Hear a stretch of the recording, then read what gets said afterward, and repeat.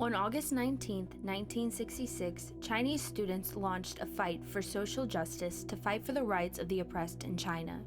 It was widely believed that the patriarchal system, which is a household led by the father, in China had been created by the 1% and held down women, minorities, and the working class.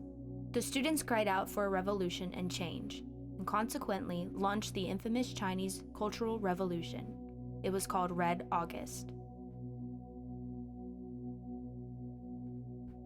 Students put on a red band around their arm to stand in solidarity with the oppressed and called for change on old ideas that they called the Four Olds. The Four Olds were old customs, old culture, old habits, and old ideas. The movement was supported by the Chinese media. Mass demonstrations by the students ensued. They looted the stores, statues were torn down, Chinese architecture was destroyed. Classical literature and Chinese paintings were torn apart and burned. Temples were desecrated. The cemetery of Confucius was attacked. The corpse of the 76th general, Duke Yangshen, was removed from its grave and hung from a tree. Wealthy homes were attacked, looted, and destroyed. Over 85,000 families were forced to leave the city with nothing. Many families' long-kept genealogy books were burned to ashes. All of history, in short, was to be removed and replaced. This was the central meaning of Cultural Revolution. That China was going to destroy every trace of its privileged past and replace it with a new culture built on the principles of Maoism and Marxism.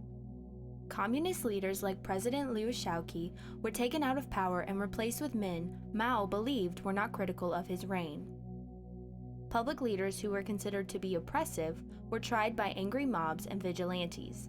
3 days later, August 22, 1966, a central directive was issued to stop police intervention.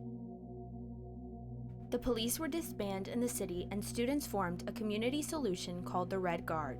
The Red Guard policed the communities and punished anyone who did not agree with their ideas. Even people that supported the movement but had bad thoughts, wrong think, could be punished. Though many Christians supported the movement in the beginning, they quickly became the #1 target of the Red Guards and public trials were held to condemn them to death.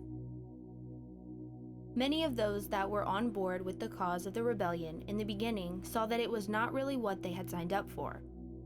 But by then, it was too late. The power that the Red Guard wanted had already been given. Germany had the brown shirts. Italy had the black shirts. Now we have Antifa and BLM. It's all part of their plan to dismantle the government, which is their battle cry. More people died during the Cultural Revolution in China than any war, famine, or natural disaster in the history of man. An estimated 20 to 30 million people were killed.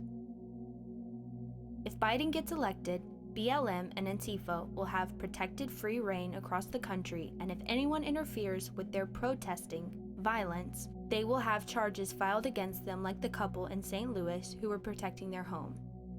Are you listening, America?